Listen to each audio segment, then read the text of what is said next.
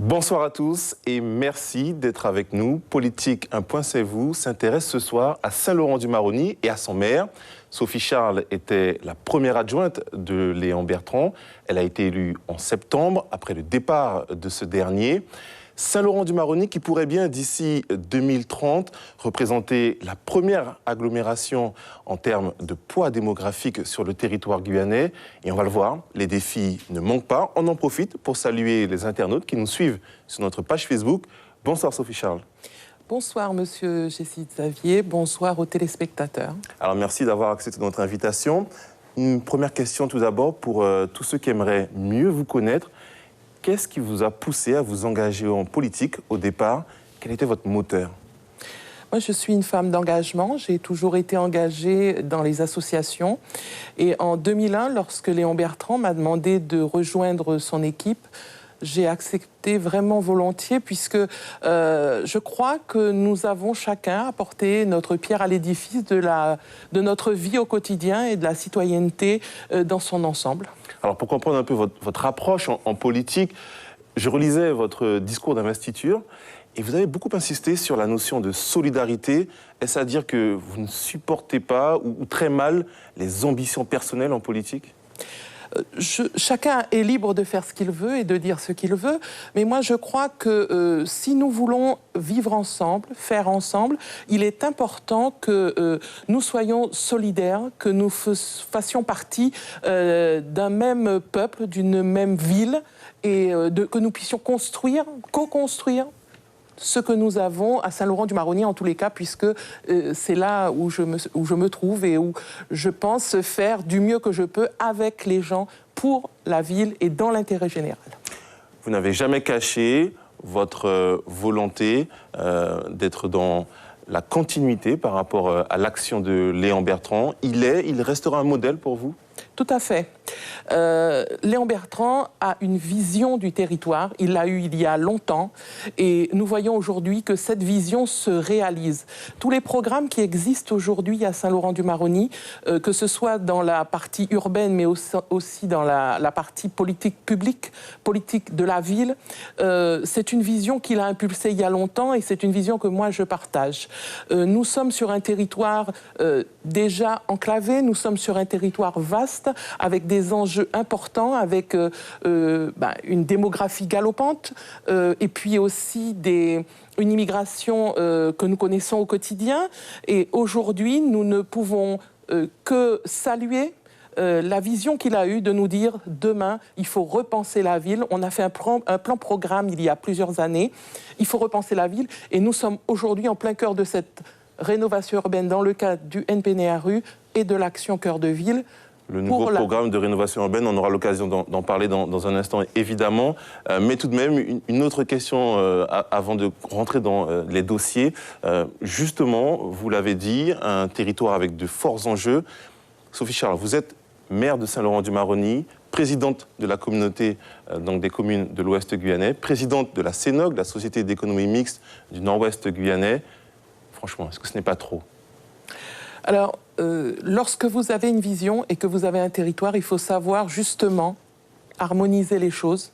Et le fait de pouvoir agir, mais aussi connaître l'ensemble de ces perspectives, permet d'affiner votre vision et de bien mesurer les enjeux et le poids de chaque chose. Parce qu'aujourd'hui, entre la commune et la communauté de communes, en fait, ce sont les compétences. Les compétences qui varient, qui se déplacent, puisque l'État nous a imposé par la loi NOTRe que le tourisme traverse et passe à la CCOG. Le développement économique qui se fait sur votre territoire, mais dont la compétence est transférée à la communauté de communes. Et puis, l'aménagement de votre territoire, eh bien, rappelons que la CENOG est le premier aménageur de la ville de Saint-Laurent-du-Maroni, que nous avons, la commune a donné la concession d'aménagement de la ZAC Saint-Maurice, qui correspond à plus de 200 hectares, en plein cœur de la ville aujourd'hui, puisqu'avant, ce n'était pas dans le cœur de ville. Aujourd'hui, c'est complètement dans le cœur de ville, et ce qui deviendra demain le centre-ville, peut-être. On l'a compris, vous assumez donc. On va parler tout de suite de cette question évidemment démographique, je le disais en introduction. Saint-Laurent-du-Maroni, qui est donc l'un des territoires qui connaît l'une des plus importantes croissances démographiques, l'Ouest de manière plus générale. Prenons cet exemple, la ZAC-Saint-Maurice, qui est assez symbolique, près de 3000 logements à terme pour votre commune. Mais voilà, vous avez une partie des terrains qui est occupée. Vous l'avez compris, on va parler des constructions illégales. Comment faire face à ce phénomène? La municipalité ne peut pas agir seule, évidemment, mais comment agir? Alors, sur la ZAC-Saint-Maurice, c'est effectivement à l'origine 3700 logements qui devaient être construits. Aujourd'hui, nous sommes forcés de constater que l'ensemble des zones squattées ne permettront que la construction de 2600, peut-être 2800 logements. Réduit la voilure de bons milliers. Oui. Ah oui, on a 40% des terrains qui sont complètement squattés. Mais ce qu'il faut voir, c'est que cette ville spontanée qui se développe à Saint-Laurent-du-Maroni vraiment à grande vitesse, puisque ça correspond à environ, aujourd'hui, d'après l'ODEG, à 59% des constructions qui existent sur le territoire. Elle va beaucoup plus vite que notre ville urbaine que nous avons. Et parce que, effectivement, nous respectons un cadre, mais aujourd'hui, cette ville spontanée, nous ne pouvons pas faire sans elle. Parce que ce ne sont pas que des maisons, ce sont des gens qui habitent. Alors, on me dit, oui, mais ce sont des étrangers. Non, pas toujours. Là, vous avez des gens qui sont peut-être en situation d'origine étrangère, en situation légale, peut-être d'autres en situation complètement illégale, mais vous avez aussi des gens qui sont français, qui n'ont pas trouvé de logement, puisqu'à Saint-Laurent, il y a un déficit de 3000 à 4000 logements, et donc les gens font... Moi, je dis, il faut comprendre qu'ils font un peu comme ils peuvent. Alors, bien sûr, ce n'est pas une réponse. Ce que j'ai proposé à l'État, puisque j'ai proposé dans la droite ligne de ce qu'avait proposé M. Léon Bertrand concernant l'autoconstruction encadrée, c'est de réaliser dans les zones OIN, puisqu'aujourd'hui le contrat d'intérêt national a été signé avec l'État, de proposer... L'opération d'intérêt national. Oui, de l'opération d'intérêt national, où il y a 1000 hectares qui sont répartis sur la zone tout autour de Saint-Laurent. Zone malgache, zone vampire. Exactement. Donc de proposer des parcelles à l'acquisition pour les personnes qui ont les revenus les plus modestes, et puis pour permettre aussi à ceux qui peuvent construire leur maison de le faire sur ces habitations, peut-être avec un plan qui correspond à ce qu'ils font déjà, puisque je rappelle que les constructions qui se font à Saint-Laurent sont des constructions qui se font avec du béton en bas, du bois, un toit, enfin avec une charpente et quelque chose qui se fait rapidement. J'entends bien, Sophie Charles, effectivement, cette idée d'autoconstruction, votre commune la porte depuis un certain temps déjà, mais est-ce que vous ne craignez pas, finalement, d'instaurer une règle, d'institutionnaliser l'occupation sans titre ? Alors, au contraire, nous souhaitons sortir les personnes qui sont illégalement sur des terrains pour les mettre sur des secteurs avec des lotissements qui pourraient justement permettre une mixité entre ceux qui sont dans ces zones mais qui sont légalement sur le territoire français ou qui sont français et qui pourraient bénéficier à certaines conditions d'un terrain où construire leur maison. Mais ce n'est pas à moi, je le dis, de contrôler l'immigration, l'installation sur les terrains. La majorité des terrains, d'ailleurs, sont des terrains d'État. Et c'est à vous d'assumer les conséquences. Voilà, nous ne faisons que gérer ce qui arrive après. Maintenant, ce qui pousse les gens qui sont dans les territoires et les pays autour de la Guyane à venir en Guyane, c'est peut-être des conditions très favorables, sociales, médicales, qui leur permettent de vivre mieux que dans leur pays d'origine. Là, j'ai, moi, une proposition, c'est la limitation, le plafonnement des allocations familiales. On voit bien que les gens qui viennent... n'ont que souvent... Pour le public étranger. Moi, je pense que Ce sont des propositions qu'ont déjà émises le Rassemblement national. Exactement. Alors moi, je ne suis pas du Rassemblement national, je le dis, mais je pense que ça limiterait peut-être un certain nombre de venus, mais malgré tout, nous avons, les personnes sont sur le territoire, les enfants qui sont sur le territoire sont scolarisés et nous devons le faire puisqu'ils sont là. Et l'objectif aujourd'hui est de faire avec ce que nous avons. Nous ne pouvons pas les jeter à la rue. Quand je parle de solidarité, c'est de cela que je parle. Je dis, on est là, on doit assumer ce que nous avons sur notre territoire. Alors, on entend bien, vous l'avez dit, plus de 3000 à 4000 logements en termes de déficit actuellement pour votre ville. 1000 de plus chaque année. La DEAL estime qu'il faut 1500 logements, ne serait-ce que pour Saint-Laurent-du-Maroni, par an, oui, en termes de construction. J'en reviens à la CENOC, donc cette société d'économie mixte qui a également pour rôle d'être un facilitateur, d'aménager du terrain, qui aujourd'hui ne remplit pas ce rôle. On le sait, les moyens ne sont pas au rendez-vous. Qu'est-ce qu'on peut faire pour redynamiser, pour booster cette structure, qu'elle puisse remplir sa fonction? Alors aujourd'hui, elle remplit quand même sa fonction, puisque je vous rappelle que dans la ZAC sur la zone 7, la CNOG a bien réalisé un certain nombre de réseaux et voiries, puisque c'est son rôle, c'est l'aménagement, et qu'aujourd'hui, nous aurons dans l'année, donc au mois d'août, 242 logements qui vont sortir puisque notre partenaire, la SEM-Samar, le bailleur social, réalise ces logements et donc ils vont être livrés au mois de juillet et que nous avons en fin d'année, sur la même zone d'ailleurs, la SODIM qui va livrer aussi 78 logements. Mais vous savez très bien qu'il y a eu des retards, notamment par rapport aux défauts d'aménagement. Tout à fait. Il y a eu des retards, mais ces retards sont des raisons qui sont partagées. Aujourd'hui, nous avons des problèmes, effectivement, il y a eu des problèmes de trésorerie, mais le bilan de la ZAC lui-même fait que sur les zones où nous devions construire aujourd'hui, nous n'avons pas pu construire. Sur les zones où nous avons aménagé au cœur de la ZAC, près de la PMI Lutas, je rappelle que les programmes de la SIGI ont été bloqués à Bercy pour 232 logements qui devaient être construits, qui ne sont pas de notre fait non plus. Donc il y a des torts qui sont peut-être partagés, mais aujourd'hui, ce que nous essayons de faire, c'est que les choses puissent se réaliser. Dans le cadre de la route qui relie la ZAC, par exemple, dont la CNOG a la responsabilité entre l'hôpital et la rue de la Fontaine, eh bien, nous avons des logements, justement, des squats qui étaient sur le tracé de la voirie. Et donc, nous avons mis 2 ans à pouvoir faire les référés, identifier les personnes, faire les référés et les expulser, mais avant tout, trouver un logement pour les reloger, puisque c'est la loi. Et donc, nous devons respecter la réglementation. Aujourd'hui, il nous restera un logement à trouver, puisque tous les autres, les référés ont été faits, on a trouvé les logements, sur les 14 logements qui bloquaient la voie pour le moment. Alors, il faut tout de même mettre à votre actif que vous trouvez des aides pour mener votre politique, notamment, on le sait, avec des programmes de soutien du gouvernement. Il y a l'action Cœur de Ville qui permet de redynamiser les centres-villes des villes moyennes en France. Il y a également, vous l'avez dit, le nouveau programme de rénovation urbaine qui va donc vous permettre de mener un certain nombre d'engagements, de travaux pour le logement, mais pas uniquement. Concrètement, vous aviez annoncé un début des travaux cette année, 2019. Est-ce qu'on sera dans les temps, Madame le maire? Alors, la convention avec l'ANRU, donc dans le cadre du NPNRU, devrait être signée en fin d'année et la convention Action Cœur de Ville est déjà signée. Donc, en ce moment, les études ont déjà eu lieu pour bonne partie. Sur la partie, nous avons donc 2 programmes qui concernent le centre-fleuve, donc du centre-ville avec les berges en arrivant à la Charbonnière, la cité des Bardeaux.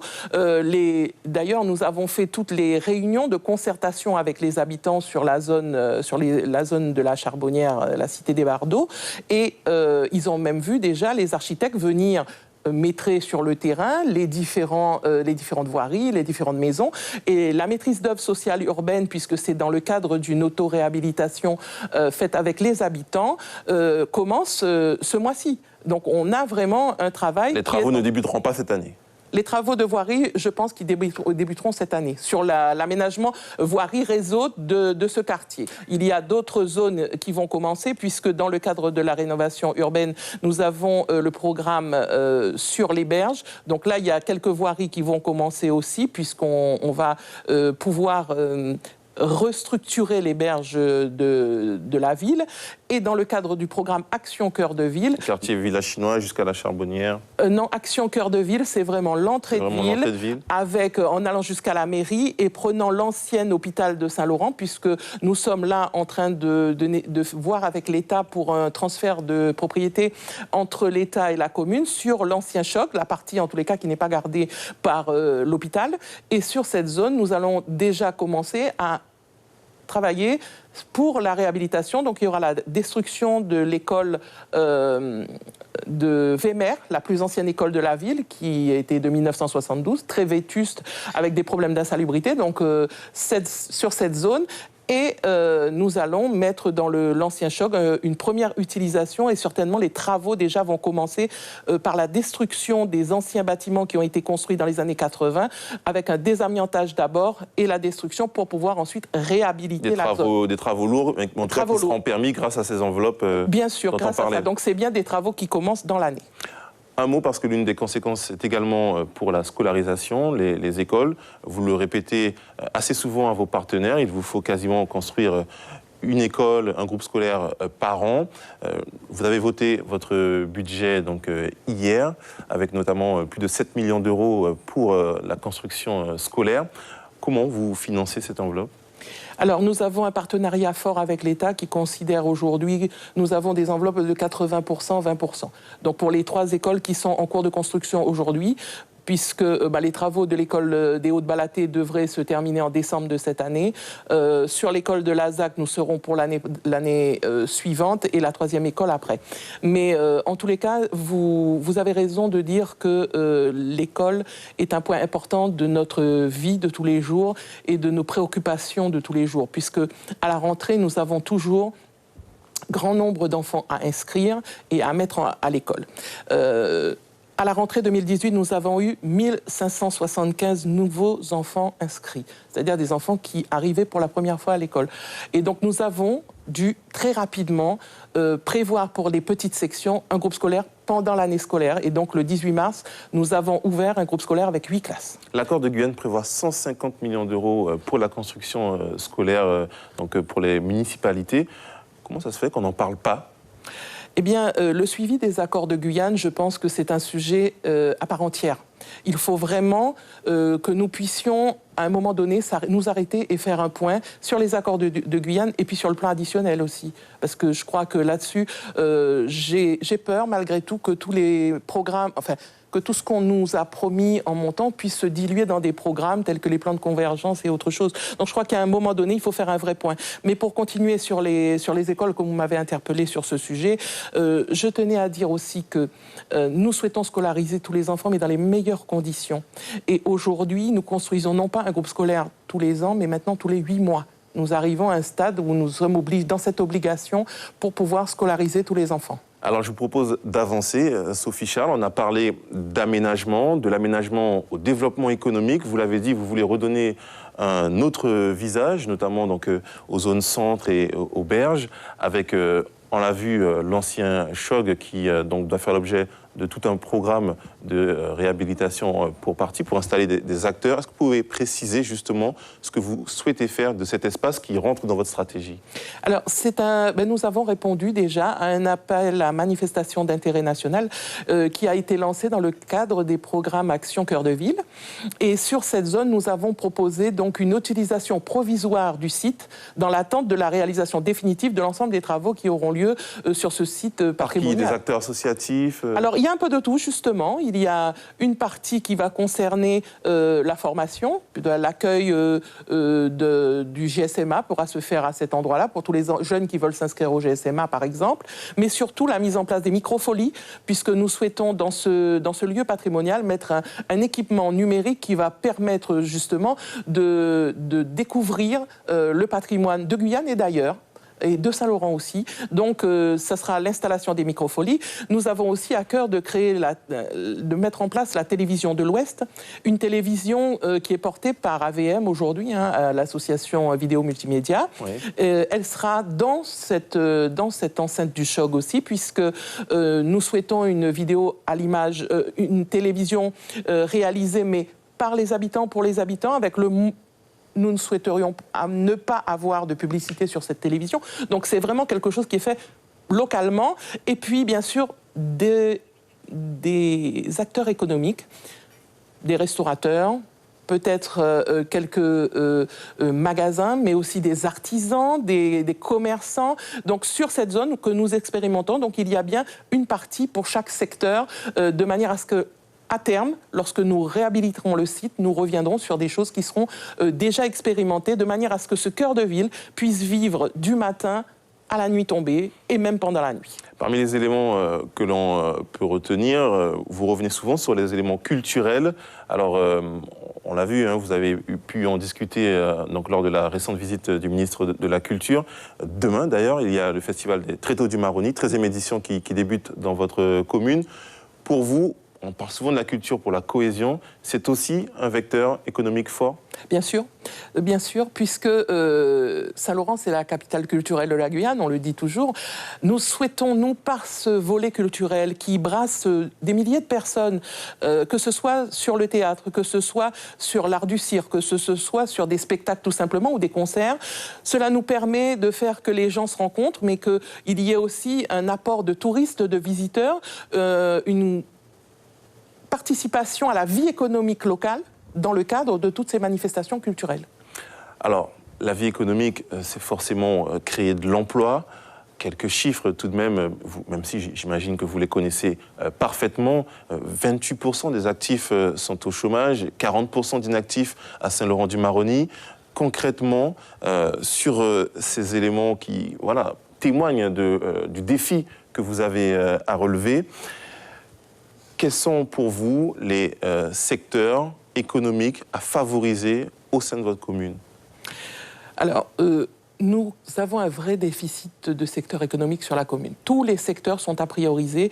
Aujourd'hui, vous savez que la compétence économique est passée à la communauté de communes, mais néanmoins, la commune reçoit sur son territoire un certain nombre d'acteurs, que ce soit dans le domaine du BTP, parce que nous avons beaucoup de constructions à prévoir, et la dernière réunion de la commande publique qui s'est tenue à Saint-Laurent a permis d'identifier la création de 1000 logements pendant 10 années au moins sur la ville. Donc il y a ce secteur du BTP, mais il y a aussi le secteur de la grande distribution. Aujourd'hui, nous avons 2 projets de grande surface qui souhaitent s'installer à Saint-Laurent-du-Maroni.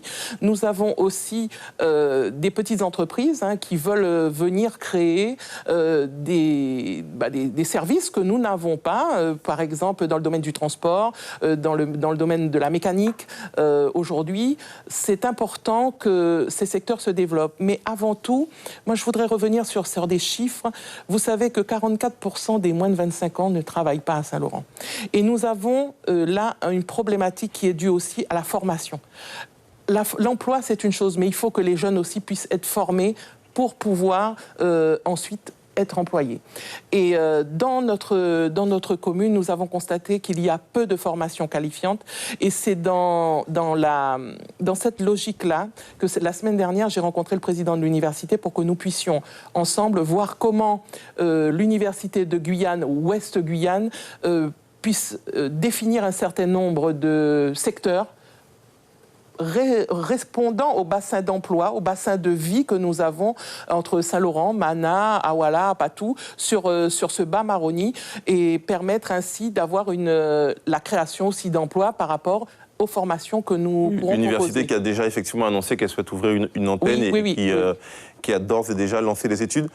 Un mot sur le dossier économique de la Montagne d'Or, bien entendu. Le gouvernement ne semble pas pressé d'arbitrer. La municipalité va-t-elle soutenir cette mine ou au contraire demander l'arrêt du projet? Moi, je soutiens cette mine. Je soutiens cette mine pour 2 raisons. La première, c'est que je n'ai aucun autre projet de cette envergure à mettre en face. Rien. C'est le seul projet vraiment important. Et deuxièmement, parce que pour moi, c'est un projet qui est structurant. Il est structurant parce qu'on crée une voie qui va vers le sud. On aura donc la possibilité ici de dégager un espace avec des grands terrains agricoles qui pourront permettre le développement de l'agriculture sur la commune. Puisque, comme vous l'avez compris, la population étant de plus en plus importante, il est important aussi que nous puissions produire pour avoir une autosuffisance aussi sur la zone. Aujourd'hui, nous constatons, qu'il y a très peu d'agriculteurs, et je crois que c'est un secteur à développer. Ça se fait déjà. Nous travaillons déjà en ce sens avec la CCOG, puisque vous avez la MFR qui existe, la maison familiale rurale, qui permet la formation des jeunes agriculteurs qui se trouve à Mana. On en a une à Patou, à Maripasoula. Donc ce sont vraiment des objectifs qui sont communs aussi à notre... Pour vous, ce projet permettra véritablement de lancer donc, toute une série de filières. Voilà, une dynamique de filières, puisque sur la mine, il faudra quand même que les gens vivent, puissent manger. Il y aura des gens qui feront des services, puisqu'il y aura de la blanchisserie. Le sujet fait l'unanimité au sein du conseil municipal? En tous les cas, pour la majorité municipale, oui. Nous vérifierons cela. Nous arrivons à la fin de cette émission, Sophie Charles, mais tout de même, 18 mois évidemment de mandature, c'est court. Est-ce qu'aujourd'hui, vous nous dites que vous passerez le relais l'an prochain ou au contraire qu'il faut s'attendre à vous trouver au rendez-vous des municipales? Je m'attendais à cette question, mais vous savez, 7 mois, ça a passé tellement vite que je ne pourrais pas vous répondre aujourd'hui. Aujourd'hui, je suis sûre... Non, mais je ne peux vraiment pas... Vous savez ce que vous ferez dans un an? Non.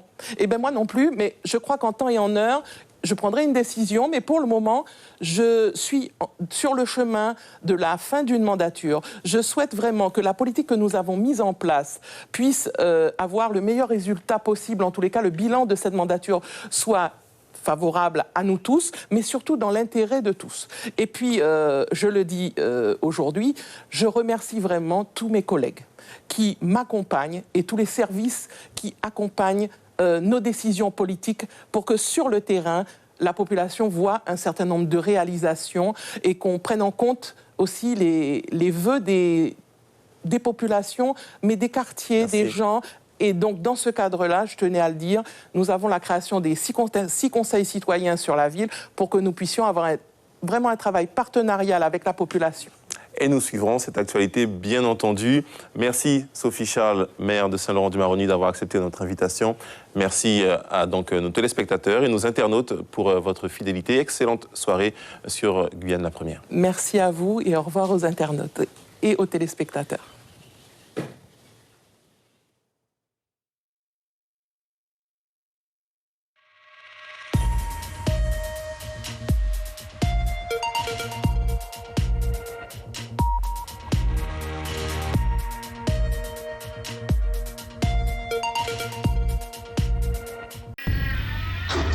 Suivez l'info sur Guyane la Première, télé, radio et Internet.